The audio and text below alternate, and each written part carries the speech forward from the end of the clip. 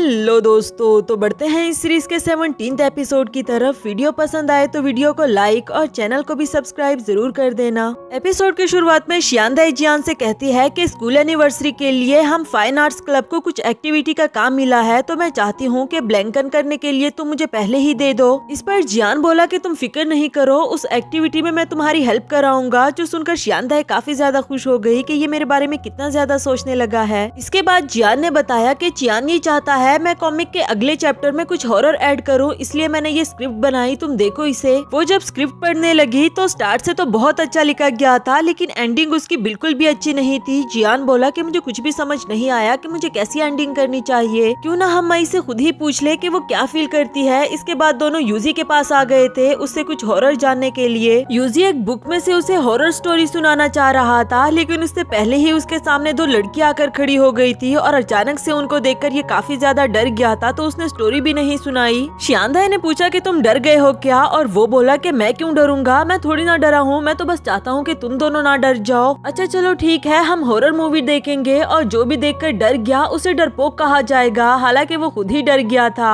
Next scene में तीनों साथ बैठकर हॉरर मूवी देख रहे थे। यहाँ भी यूजी को बहुत डर लग रहा था, लेकिन फिर भी वो प्रिटेंड ऐसे करता है जैसे उसे बिल्कुल भी डर नहीं लगा। इधर शियांदाई भी इमेजिन करने लगी कि जब वो हॉरर मूवी देखकर डर गई थी तो जियान उसे प्रोटेक्ट करने लगा। प्रेजेंट में वो स्माइल कर रही होती है। यूजी और जियान दोनों उसे ही देख रहे थे कि इसे क्या हुआ। शियांदाई ने भी जल्दी से खुद पर कंट्रोल किया। इसके बाद वो कई सारे बहाने ढूंढती रही जियान को हक करने के, लेकिन वो मूवी उसे बिल्कुल भी डरावनी नहीं लगी और आखिरकार कह ही देती है कि ये मूवी बहुत बोरिंग है, हमें इसे नहीं देखना चाहिए, क्योंकि मुझे नहीं लगता इससे हमें कोई आइडिया मिल पाएगा। यूजी तो चाहता ही यही था, उसने जल्दी जाकर विंडोज ओपन कर दी थी कि हाँ तुमने ठीक कहा, ये बिल्कुल भी डरावनी नहीं, हालांकि उसे सबसे ज्यादा डर लगा था। जियान का तो मूड ही ऑफ हो गया था कि अब मुझे आइडिया कहाँ से मिलेगा। इस पर शियांदाई उसे बताने लगी कि हमारी यूनिवर्सिटी के 9th बिल्डिंग के बारे में कुछ रूमर्स फैले हुए हैं। बिल्डिंग के रिलेटेड एक डरावनी कहानी सुनाई कि वहाँ पहले जंग का मैदान हुआ करता था और अब वहाँ से अजीबोगरीब किस्म की आवाजें आती है, क्यों ना हम वहाँ चल कर देखे। जियान तो जाने के लिए मान गया था, लेकिन यूजी इतना ज्यादा डर गया कि फौरन से अपनी शर्ट पहनते हुए कहने लगा कि माफ करना, मेरी फाइटिंग की क्लास है, वरना मैं तुम लोग के साथ जरूर जाता, और वहाँ से भाग निकला। उसके जाने के बाद जियान कहने लगा कि अब हम दोनों ही रह गए हैं, लेकिन मुझे लगता है कि हमें अकेले नहीं जाना चाहिए, किसी और को भी साथ ऐड कर लेना चाहिए। जिस पर शियांदाई कहने लगी कि मेरे पास एक आइडिया है। उसने योयो को कॉल करके उसे अपने साथ जाने के लिए मना लिया था, जबकि वो इस वक्त रूसों के साथ शॉपिंग करने को आई थी और उसे कहती है कि आप खड़े क्या हो, जल्दी से आओ। मगर रूसों को दिल ही दिल में गुस्सा भी आ रहा था कि आखिर मैं इसे फॉलो क्यों कर रहा हूँ और मुझे ऐसा क्यों लग रहा है जैसे मैं योयो को धोखा दे रहा हूँ। खैर फिर भी उसे फॉलो करता रहा। इसके बाद दोनों खाना खाने के लिए बैठते हैं और यहाँ का वेटर जियोए का कोई पुराना कॉलेज फेलो निकला। दोनों ही एक दूसरे को देखकर एक्साइटेड हो गए थे। वेटर कहने लगा कि पहले जो कुछ भी हुआ उसके लिए मुझे माफ कर देना, शायद मैं कुछ ज्यादा ही लालची बन गया था। और जियोए बोली कि कोई बात नहीं, मैंने कब का माफ कर दिया है। इस पर रूसोंग समझा कि शायद ये लड़का इसका एक्स बॉयफ्रेंड था और फिर इसने जियोए को डंप किया। उन दोनों को बातें करते हुए देखकर इसे उस पर काफी ज्यादा गुस्सा आ रहा था कि इसकी हिम्मत तो देखो, अभी भी उससे हंस हंस के बात कर रहा है। बहाने बहाने से उसे यहाँ से जाने के लिए कह रहा था और आखिर में तो उसने कहा कि मुझे एक और कॉफी चाहिए, वो भी बगैर शुगर के। अब की बार तो वो लड़का लड़ने लग गया कि जियोए आखिर तुम्हारे इस छोटे भाई को मसला क्या है। और इधर रूसोंग कहने लगा कि तुम्हारी हिम्मत भी कैसे हुई इसका नाम लेने की, यू स्कम बैग। जियोए ने जब ये सुना तो कहने लगी कि स्कम बैग, तुम इसे ऐसा क्यों कह रहे हो। ओह अच्छा, साथ ही हंसना शुरू कर देती है और कहने लगी कि तुम्हें लगा था कि ये मेरा एक्स बॉयफ्रेंड है, इसकी शक्ल तो देखो, क्या ये मुझे डंप कर सकता है, देखो जरा। यहाँ तो वो बेचारा लड़का भी एम्बेरस होकर चला गया कि ठीक है भाई, मैं तुम्हारे लिए बगैर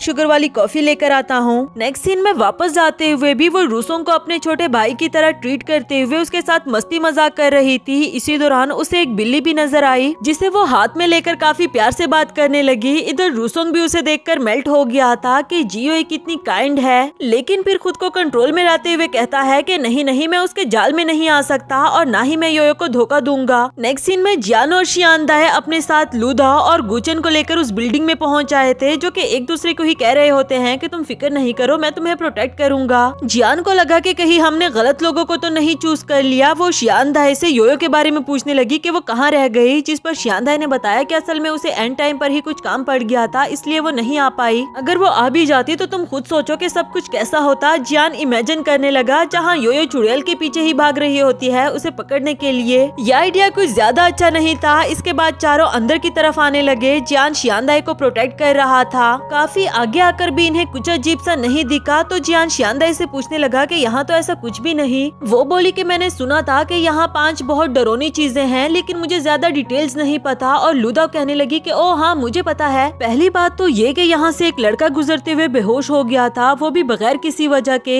ये सुनकर जियान और शियांदाई साथ में बोल पड़े कि रूसोंग। लुदाओ ने दूसरी डरावनी बात बताई कि यहाँ फुल साइज मिरर है, मगर उसमें किसी को भी अपना फेस नजर नहीं आता। आखिरकार सभी उस मिरर के पास आ गए थे। लंबे होने की वजह से तो सच में ही किसी को अपना फेस नजर नहीं आ रहा था, लेकिन शियांदाई को उसमें अपना फेस नजर आ गया। अब वो बेचारी शॉर्ट ही इतनी थी। तीसरी डरावनी बात के रात को वहाँ पर अजीबोगरीब किस्म की आवाजें आती है और वो किसी इंसान की नहीं होती। अब वो आवाजें भी आने लगी थी। ये लोग डर गए थे और धीरे धीरे करके वहाँ जाने लगे। वो आवाज यहाँ के गार्ड के खराटों की थी। इसके बाद लुदाओ ने चौथी डरावनी बात बताई जो कि ड्रामा क्लब की है कि एक टाइम पीरियड में हमारे मेंबर्स इंजर्ड होते जा रहे थे। ये सुनकर गुचन की आंखें बाहर आ गई जैसे उसे इस बारे में पता हो, और शियांदाई बोली कि क्यों ना हम ड्रामा क्लब चलें। गुचन ने रोक दिया कि वो बहुत पुरानी बातें थी, उसके बाद हमारा कोई मेंबर इंजर्ड भी नहीं हुआ। खैर 5वीं बात बताओ। जियान बोला कि 5वीं बात भी कुछ ऐसी ही होगी, और लुदाओ कहने लगी कि वो फाइन आर्ट्स क्लब की बात है, चलो हम वहाँ चले देखने के लिए। लुदाओ उन तीनों को वहाँ पर ले आई थी और कहती है कि ये वाला रूम है। अब चारों एक दूसरे की तरफ देख ही रहे थे कि कौन पहले अंदर जाएगा। लुदाओ बोली कि मैं सबसे पहले जाऊंगी, लेकिन जाते जाते वो गुचन का भी हाथ पकड़कर उसे अपने साथ ले गई थी। अंदर काफी अंधेरा था और कोई लाइट भी नहीं, क्योंकि काफी टाइम से इस क्लास को यूज भी नहीं किया गया, और काफी सारी डरावनी पेंटिंग्स भी पड़ी हुई थी। शियांदाई को याद आया कि हाँ वो डरावनी बात इस प्लास्टर के स्टेचूज के बारे में है कि आधी रात को ये खुद ब खुद मूव करने लगते हैं। जियान बोला लेकिन ये मूव तो नहीं कर रहे, और शियांदाई ने बताया कि अभी आधी रात नहीं हुई ना। लुदाओ तो डर के मारे गुचन का हाथ पकड़कर बाहर भाग गई कि मुझे एक कॉल करनी है, जबकि इधर जियान और शियांदाई कह रहे थे कि हमें कुछ मिनट के लिए वेट करना होगा। जियान शियांदाई से पूछने लगा कि तुम ठीक तो हो ना, जिस पर वो बोली कि हाँ मैं ठीक हूँ, मगर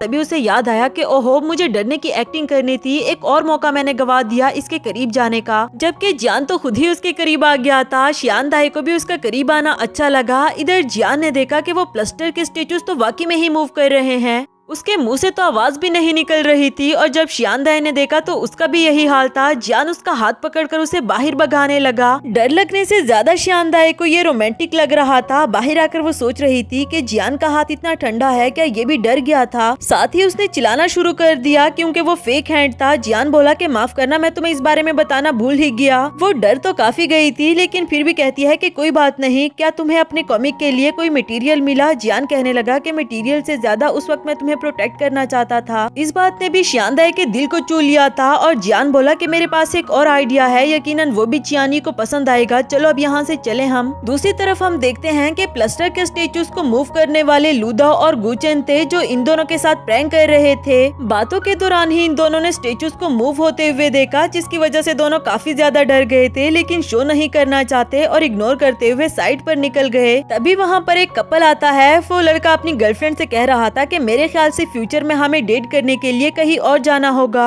नेक्स्ट सीन में जियान और शियांदाई बातें कर रहे थे कि तभी जियान कहने लगा कि मिस्टर जियांग मुसीबत में है, हमें जल्दी उसके पास जाना चाहिए। नेक्स्ट सीन में दोनों को चियानी के पास दिखाया गया, जो कह रहा था कि मुझसे ये मत पूछना कि मैंने तुम्हारा पिछला चैप्टर क्यों रिजेक्ट कर दिया है, पता नहीं तुम कब अच्छे से काम करना शुरू करोगे। शियांदाई ने एक सेंटेंस बोला कि अच्छा कॉमिक के इस सेंटेंस के बारे में तुम्हारा क्या ख्याल है, जिस पर चियानी कहने लगा कि हाँ ठीक है, लेकिन सिर्फ इससे ही तो सब कुछ ठीक नहीं हो जाएगा ना। इधर जियान चिल्लाते हुए बोला कि ऐसी तो कोई लाइन कॉमिक में है ही नहीं, और चियानी कहता है कि क्या मतलब, तुम दोनों मेरे काम पर शक कर रहे हो। ऐसा थोड़ी ना होता है कि कोई लड़का चलते चलते ही बेहोश हो जाए, ये कितना फेक लग रहा है। जियान और शियांदाई दोनों बोले कि ये सच है और हम प्रूव भी कर सकते हैं, मगर चियानी इनकी कोई बात नहीं सुनता। वो कहता है कि अगर तुम लोग डरावना कुछ एक्सपीरियंस करना चाहते हो तो एस्केप रूम गेम जाओ। फोन का बहाना करके वहाँ से निकल गया, और इसके बाद ये दोनों मिस्टर कॉन्ग से मिलने के लिए जाते हैं। मिस्टर कॉन्ग अपना डेस्क खाली करके एक और कैबिन वन में शिफ्ट हो गया था तब तक वहाँ पर जियान और शियांदाई भी पहुँच जाए, उसके साथ उसकी बुक्स उठवाने लगे।